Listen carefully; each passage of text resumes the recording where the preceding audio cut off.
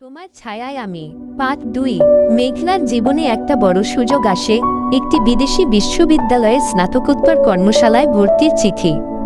আনন্দের সাথে আসে দ্বিধাও, পরিবারের অভিভাবকতায়, নতুন দেশের অপরিচিততায়।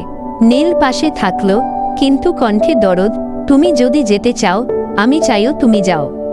মেঘলা সিদ্ধান্ত নিল যেতে, কারণ তার লেখালেখির স্বপ্নটা দূর দূরান্তে ছড়িয়ে যেতে চাইছিল। কিন্তু দুজনেই জানত, দূরত্ব শুধু মাইল নয়, বদলে দেয়া রুটি দেখার অভ্যাস, ভিন্ন সময়কক্ষ। বিদায়ের আগের রাতে দুজন চুপচাপ একে অপরকে একগুচ্ছ স্মৃতি দিল, বই, 100 পেজের ছোট্ট কবিতা, নীলে রাখা একটি ছোট ছবি। তাদের চোখে ছিল আক্ষেপ, কিন্তু মুখে ছিল সাহস। বিদেশে মেঘলা জগতের নতুন শব্দ শিখল, ভিন্ন ধাপের কথা, ভিন্ন রূপচর্চা। নীল দেশে থেকে নিজের আর্টে নতুন সাহস আনল, পেইন্টিংয়ে মেঘলার অনুঘটক হয়ে উঠল। তারা নিয়মিত চিঠি ও মেসেজে যোগাযোগ রাখল, কখনো মেলবোঝাপড়া, কখনো মন খোলা কথাবার্তা। কিন্তু ধীরে ধীরে পরিবর্তন আসল। মেঘলার জীবন শর্টান একাডেমিক ডেডলাইন্স, নতুন বন্ধু আর কাজ নিয়ে ব্যস্ত হয়ে উঠল। নীল ক্যানভাসে গভীর আর আধারহীন রাত কাটালো। দুজনের সময় তাল মিলতে কমে এলো। ভুল বোঝাবুঝি হলো।